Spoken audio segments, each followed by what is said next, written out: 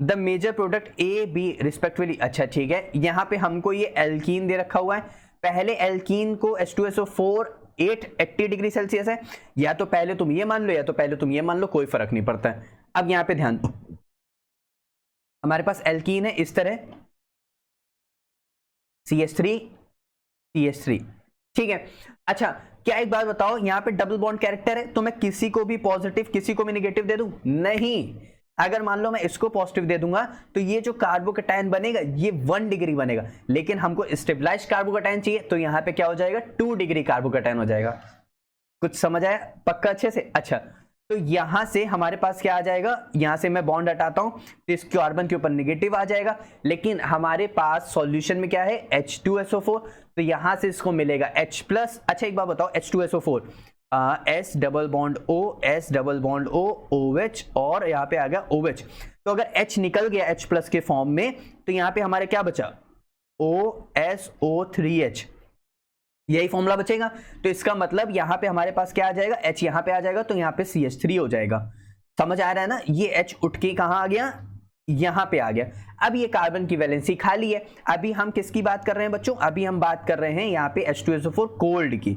Cold बहुत easy. अब हमारे पास क्या बच गया, इस तरह ये माइनस पूरा कंपाउंड में, इसको यहाँ पे इस तरह जोड़ दो, तो यहाँ पे इसको इस तरह जोड़ दोगे तो यहाँ पे हमारे पास क्या हो जाएगा, यहाँ पे ऑक्सीजन है, ऑक्सीजन से लगा हुआ SO3 और H।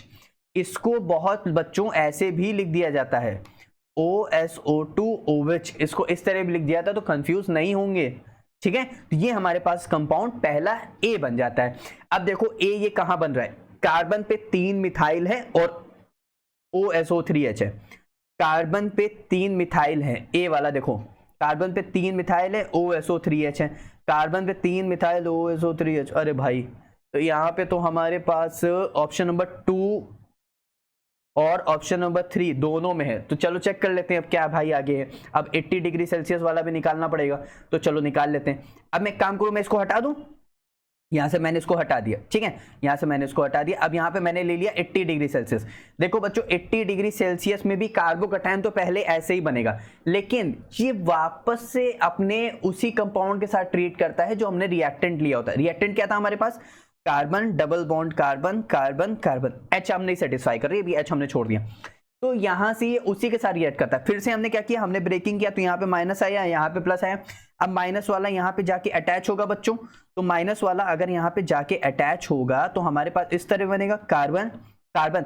इसके साथ अरे रुको फिर से बना देते हैं, ये वाला जा करके यहाँ पे अटैच हुआ तो इस कार्बन के साथ 2 कार्बन लगे हुए, 2 कार्बन लगे हुए, ठीक है। तो यहाँ पे हमारे पास इसकी वैलेंसी CH रह जाएगी, इसकी वैलेंसी CH रह जाएगी। यहाँ से जाके ऐसे अटैच हुआ तो अच्छा उसके साथ एक और कार्बन है यार, तो यहाँ पे हमारे पास ये कार्बन और फिर ये हमारे पास कार्बन है ना, इस तरह इस तरह ये कार्बन, क्योंकि 1 2 3 4 1 2 3 4, हाँ अब सही बैठा है। तो यानी हमारे पास ये रहा CH2, ये हमारे पास CH, ये हमारे पास हो गया CH3, ये हमारे पास हो गया CH3। इस कार्बोकैटायन पे अभी भी क्या है, प्लस चार्ज है। यहां तक समझ आया पक्का ना, यहां तक समझ आया, कोई भी डाउट नहीं आता पक्का ना? हाँ ठीक है। अब यहां से क्या होता है कि हमारे पास भाई H प्लस तो जा चुका है, तो हमारे पास जो H2SO4 है उसमें हमारे पास O माइनस SO3H है। अब इसको अपना चाहिए H प्लस वापस, तो इसको अपना H प्लस वापस चाहिए, तो यहां से ये H प्लस वापस ले जाएगा, तो यहां से आ जाएगा हमारे पास CH। अब दोनों के पास बॉन्ड की कमी है तो इसीलिए यहां पे आ जाएगा डबल बॉन्ड। तो देखो अब की बार इस सबकी कार्बन की वैलेंसी सेटिस्फाइड हो गई और इसके पास चला गया है H, तो H2SO4 ये वापस से कंप्लीट हो गया है।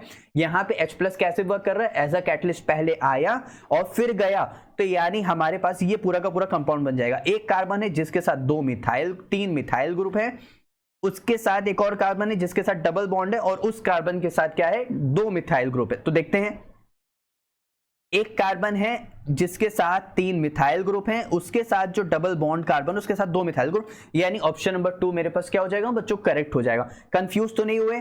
पहले वाले में SO3H डायरेक्ट अटैच कर दिया, दूसरे वाले में उसी कंपाउंड के साथ वापस रिएक्शन कराई, वैसे ही बॉन्ड ब्रेक कराया, वैसे ही हमारे पास कार्बोकैटायन और कार्बो एनायन बना। इसने यहाँ पे अटैक मारा तो 4 कार्बन थे, तो 4 कार्बन का इस तरह बन गया। तो यहाँ पे डबल बॉन्ड कब आया, क्योंकि SO3H के पास जो माइनस चार्ज था उसने को निकाला, यहां से H लीव हुआ तो अपने दोनों इलेक्ट्रॉन यहां पे देख के एज अ बॉन्ड की तरह वो चला गया।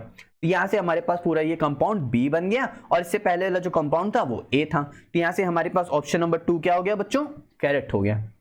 अच्छे समझ आए? जैसे कि तुम लोग यहाँ पे देख सकते हो, मैंने तुम लोग के लिए पूरा का पूरा मैंने आंसर यहाँ पे लिख भी दिया है।